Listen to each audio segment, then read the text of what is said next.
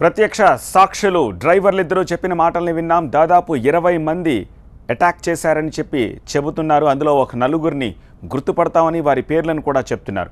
ఇదిలా ఉంటే నారాయణరెడ్డి హత్యతో తమకు ఎలాంటి సంబంధం లేదని డిప్యూటీ సీఎం కేఈ కృష్ణమూర్తి అంటున్నారు. ఆయన రాజకీయ ప్రత్యర్థులు ఎవరో కూడా తనకు తెలియదని అన్నారు. ఆయన అతనికి రాజకీయ శత్రువులు ఎవరున్నారో నాకు తెలియదు. అతని కుటుంబం పైన శత్రువులు ఎంతమంది ఉన్నారో నాకు తెలియదు. రీసెంట్గా అతని పైన కిడ్నాప్ కేసులు ఉన్నాయి.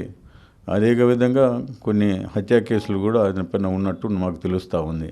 కాబట్టి ఇటువంటి వాటివన్నీ కూడా అవన్నీ కూడా మేము అతని పైన కానీ అతని కుటుంబం పైన ఎప్పుడు కూడా మేము స్టేట్మెంట్స్ కానీ ఇటువంటివి ఇవ్వడం లేదు. ప్రజలు ఎవరైనా ఏదైనా మరి వాళ్ళు ఇచ్చినటువంటి రిప్రజెంటేషన్స్ మేము అక్కడ ఉన్నటువంటి పోలీస్ అథారిటీస్ కానీ వాళ్ళకి కానీ ఇవ్వడం జరిగింది. ఇది విచారణ చేయండి అని చెప్పి. అంతకంటే మాకు అతని పైన ఎటువంటి ద్వేషం కానీ ఎప్పుడు లేదని కూడా తెలియజేస్తాను.